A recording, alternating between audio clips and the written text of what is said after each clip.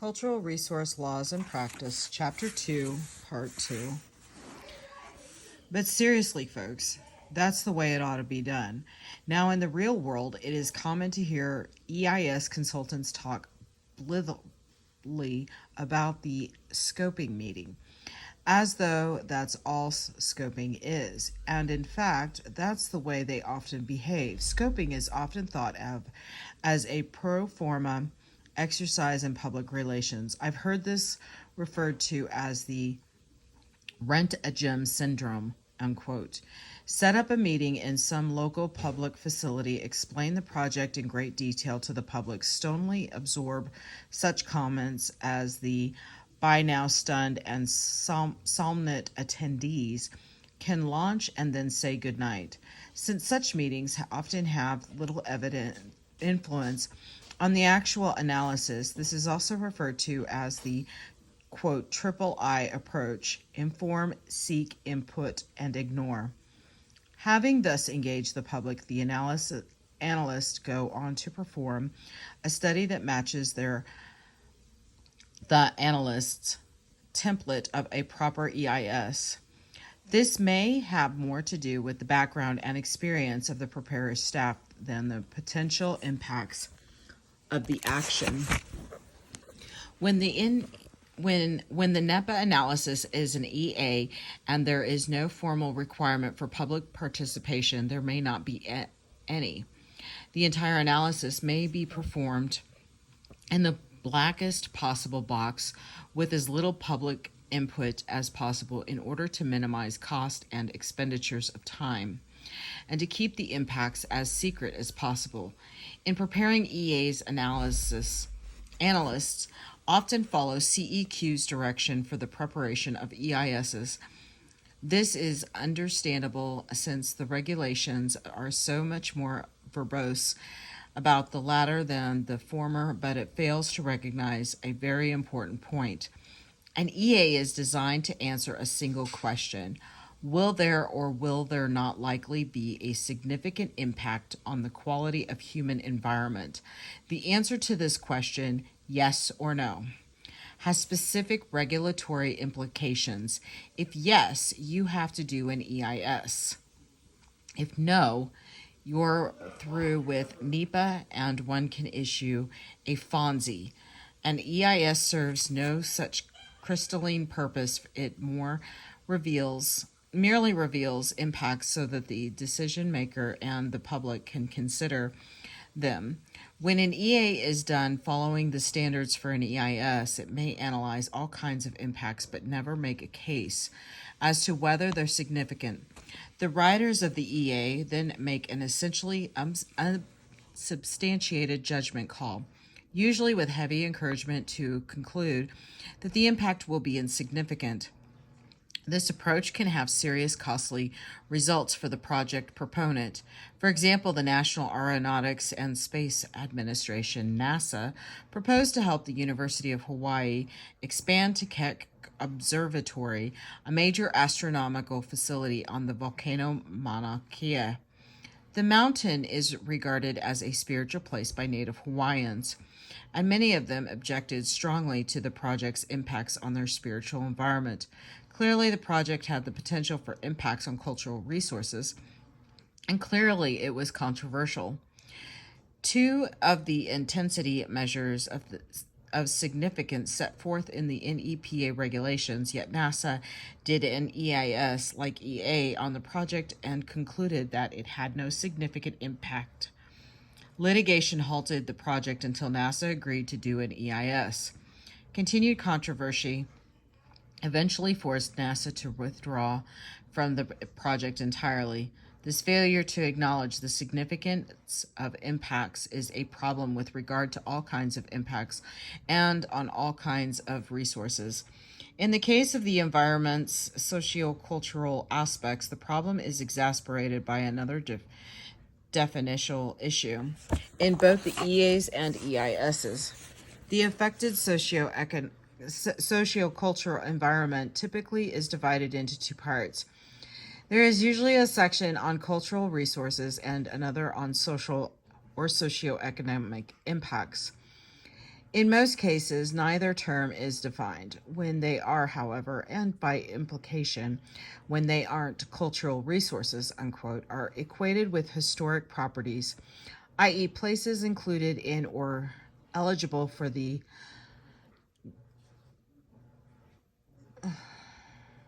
what? I'm sorry. With historic properties, i.e., places included in or eligible for the National Register of Historic Places. Sorry about that, guys. Or sometimes with archaeological sites, or occasionally with historic properties and Native American cultural objects. See Chapter 6. Socioeconomics, meanwhile, is typically reduced to variables that, in the pungent words of the guidelines and principles, are easy to count, unquote, demographics, use of services, numbers of kids in schools, purchasing power, tax base, and employment. Everything else is of a social cultural nature falls through the cracks between these two narrowly defined foci and of interest and isn't discussed at all. So the DEIS or EA ends up addressing historic properties at one end of the spectrum, an easy to count socioeconomic phenomena at the other. And then if it's an EIS, and sometimes if it's an EA, it goes out for public review. Members of the public may be frustrated that things of cultural importance to them aren't addressed, and they may comment on this when they review the DEIS, but they are in slippery position.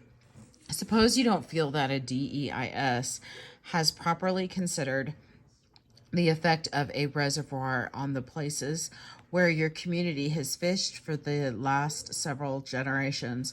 What do you call these places? Are they historic properties? You can try to call them that, but the response is likely to be that the analyst archaeologist looked the place over and determined there was nothing there because, after all, the sandbars from which you fished move around all the time.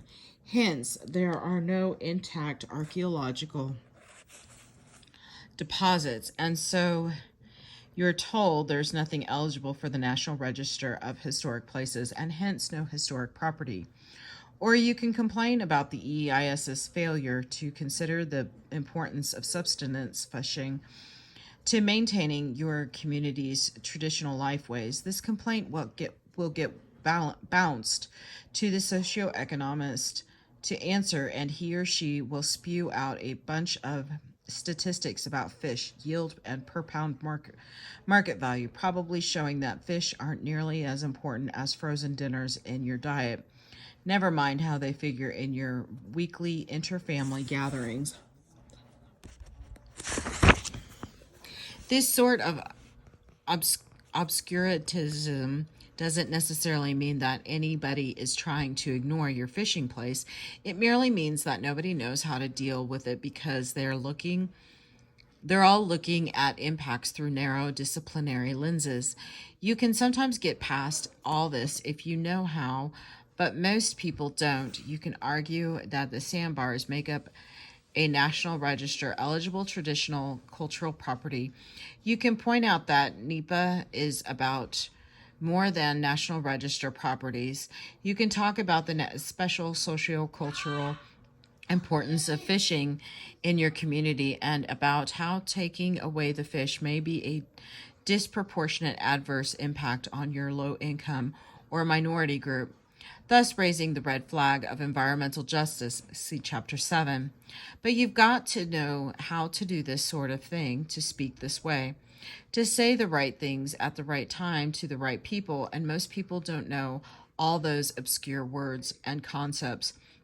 Plus, the right people are mostly in government agencies that are strongly motivated to approve the project and weakly motivated to be responsive to your concerns, and or may themselves be narrow-minded disciplinary specialists who can't appreciate your fishing place because it's not an archaeological site or because your socioeconomic class eats a lot of frozen dinners.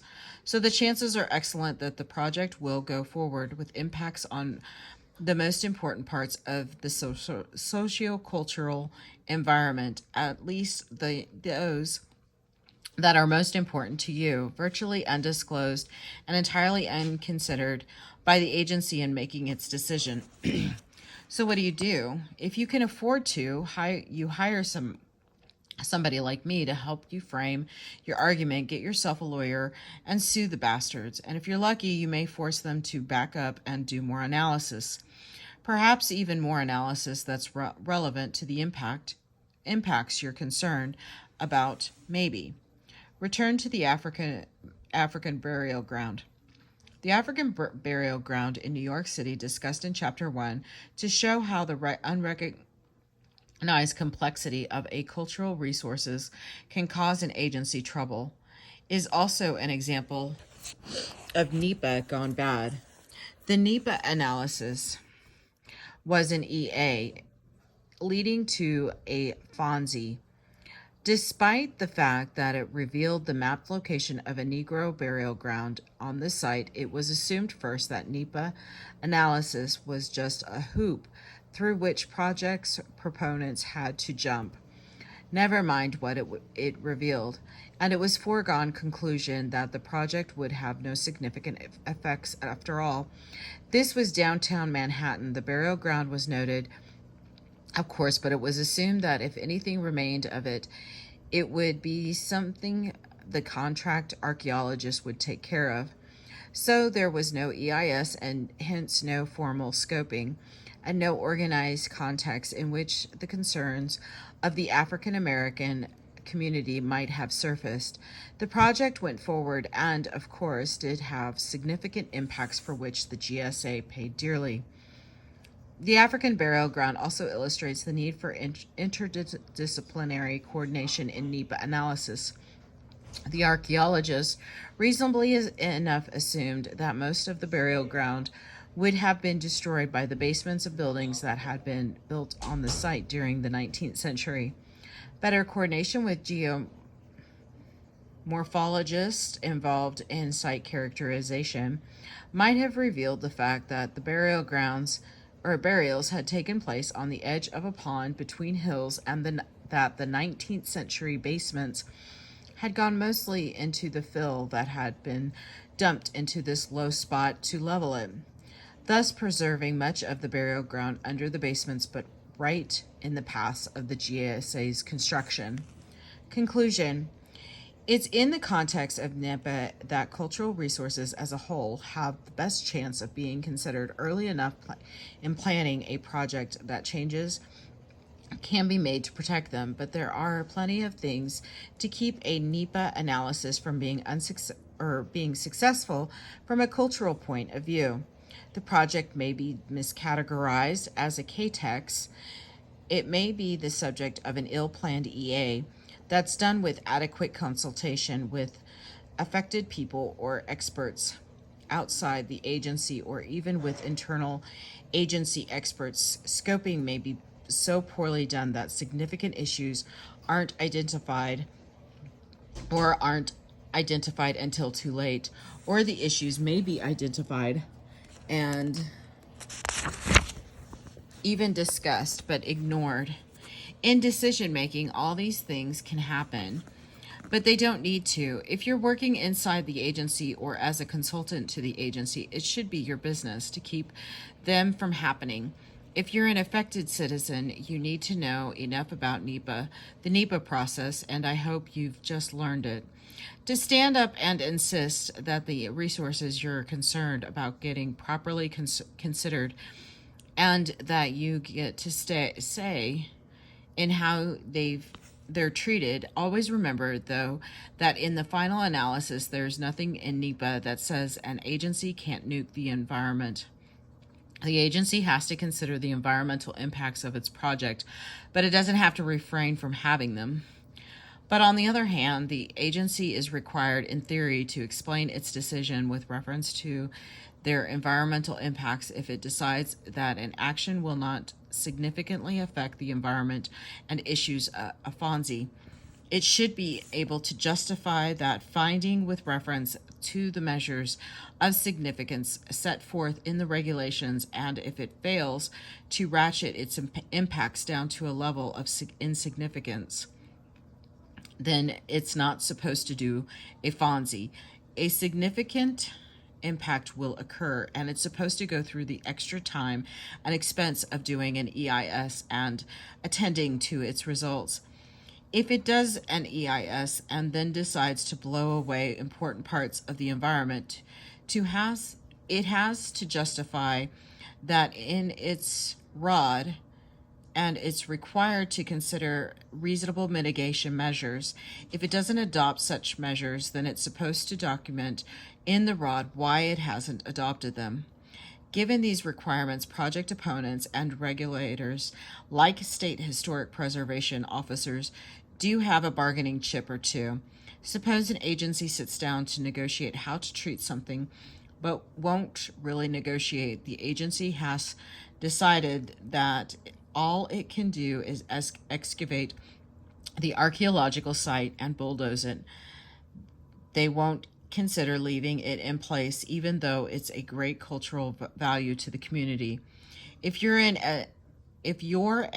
SHPO or a community group negotiating with the agency, you may rightly conclude that although the proposed mitigation measures really won't mitigate the impacts, you don't have to have the leverage to get the agency to do anything better. So you sign an agreement whereupon the agency issues a FONSI and proceeds.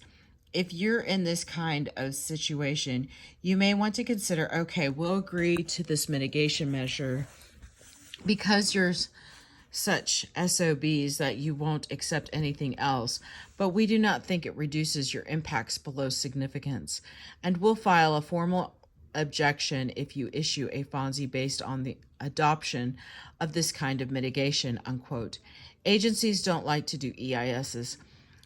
They take time and money, and are exposed to a lot of scrutiny. If you can threaten the validity of the agency's FONSI, you may find the agency becoming a lot more reasonable. On the other hand, if you're a project proponent in an agency or looking to an agency for a permit or assistance, you ought to anticipate this kind of situation and do everything you can to reach agreement on measures that really do reduce the impact below significance, or suck it up and do an EIS. It may be costly in the short run, but if it avoids lengthy appeals and litigation, it will probably save money and time in the long run.